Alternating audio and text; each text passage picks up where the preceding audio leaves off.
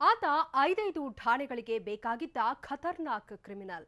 ಇತ್ತೀಚೆಗೆ ಹಾಡಹಗಲು ನಡು ರಸ್ತೆಯಲ್ಲೇ ವ್ಯಕ್ತಿಯೋರ್ವನ ಮೇಲೆ ಹಲ್ಲೆ ನಡೆಸಿ ಮತ್ತೆ ಸುದ್ದಿಯಾಗಿದ್ದ. ಪೊಲೀಸರು ಬಂಧಿಸೋಕೆ ಹೋದಾಗ ಚಮಕ್ ಕೊಡೋಕೆ ಹೋದ ಆತ ಈಗ ಆಸ್ಪತ್ರೆಗೆ ಬೆಡ್ ಸೇರಿದ್ದಾನೆ. ಅಷ್ಟಕ್ಕೂ ನಡೆದಿದ್ದೇನು ಸ್ಟೋರಿ ನೋಡಿ.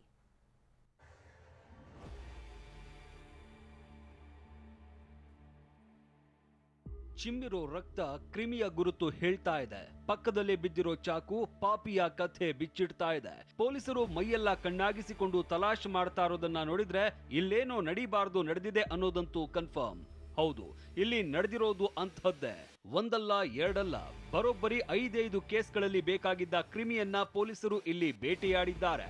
ಕಾಲು ಸೀಳಿ ಖೆಡ್ಡಾಗೆ ಬೀಳಿಸಿದ್ದಾರೆ. ಬೆಳ್ಳಂಬೆಳಗ್ಗೆ ಸಿಲಿಕಾನ್ ಸಿಟಿಯಲ್ಲಿ ಖಾಕಿ ಪಿಸ್ತೂಲ್ ಸದ್ದು.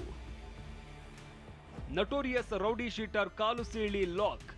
ನೋಡಿ ಇವನ ಮುಖವನ್ನ, ಕುರುಚಲ ಗಡ್ಡ ಬಿಟ್ಕೊಂಡು ಇಲಿಯಂತಿರುವ ಇವನು ಅವಿನಾಶ್ ಅಂತ. ಈ ಅವಿನಾಶ ಬಾಲ ಬಿಚ್ಚದೆ ಇದ್ದಿದ್ರೆ ಏನೂ ಆಗ್ತಾ ಇರ್ಲಿಲ್ಲ. ಆದ್ರೆ ಪೊಲೀಸರ ಎದುರೇ ನಕರ ಮಾಡಿ ಕಾಲು ಪಂಚರ್ ಮಾಡ್ಕೊಂಡಿದ್ದಾನೆ.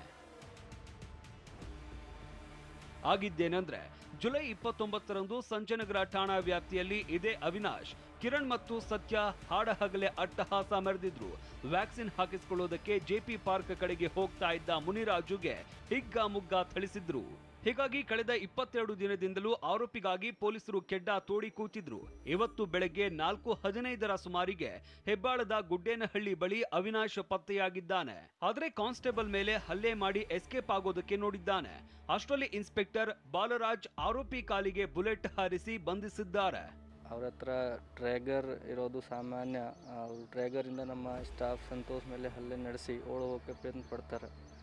ಆವಾಗ ಇನ್ಸ್ಪೆಕ್ಟರ್ ಒಂದು ಏರ್ ಫೈರ್ ಮಾಡಿ ಅವರಿಗೆ ಸರೆಂಡರ್ ಮಾಡೋಕ್ಕೆ ಹೇಳಾದ್ಮೇಲೆ ಕೂಡ ಅವರು ಇನ್ಸ್ಪೆಕ್ಟರ್ ಮೇಲೆ ಹಲ್ಲೆ ಮಾಡೋಕ್ಕೆ ಹೋಗುವಾಗ ಇನ್ಸ್ಪೆಕ್ಟರ್ ಅವ್ರದ್ದು ಬಿಲೋ ವೇಸ್ಟ್ ನಾನ್ ಫ್ಯಾಟ್ಲಿ ಅವರಿಗೆ ಸೂಟ್ ಮಾಡ್ತಾರೆ. ಆ್ಯಂಡ್ ಸೂಟ್ ಮಾಡಿ ಅವರಿಗೆ ಅರೆಸ್ಟ್ ಮಾಡಿ ಇಮಿಡಿಯೇಟ್ಲಿ ವಿಕ್ಟೋರಿಯಾ ಹಾಸ್ಪಿಟಲ್ಗೆ ಶಿಫ್ಟ್ ಮಾಡಿದ್ದಾರೆ. ಅಷ್ಟಕ್ಕೂ ಮುನಿರಾಜು ಮೇಲೆ ಅವಿನಾಶ್ ಅಟ್ಯಾಕ್ ಮಾಡೋದಕ್ಕೆ ಬೇರೆ ಕಾರಣವೇ ಇದೆ.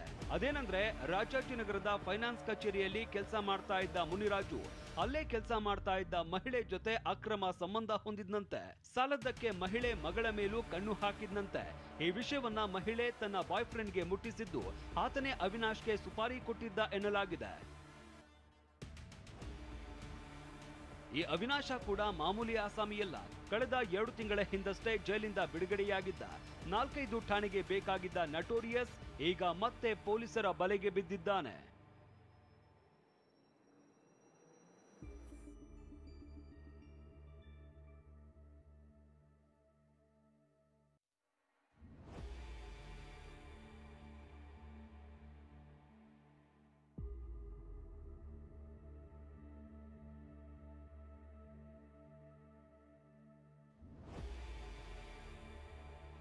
ಏನೇ ಹೇಳಿ, ಅಕ್ರಮ ಸಂಬಂಧ ಇಲ್ಲಿ 10 ರೂಪ ಪಡ್ಕೊಂಡಿದೆ. ಡೀಲ್ ತಗೊಂಡು ಪೊಗರು ಹಾಕಿದ್ದ ರೌಡಿ ಈಗ ಕಾಲು ಪಂಚರ್ ಮಾಡಿಕೊಂಡು ವಿಕ್ಟೋರಿಯಾ ಆಸ್ಪತ್ರೆಯಲ್ಲಿದ್ದಾನೆ. ಪ್ರಜ್ವಲ್ ಜೊತೆ ರಾಚಪ್ಪಾಜಿ ನಾಯಕ್, TV9 ಬೆಂಗಳೂರು.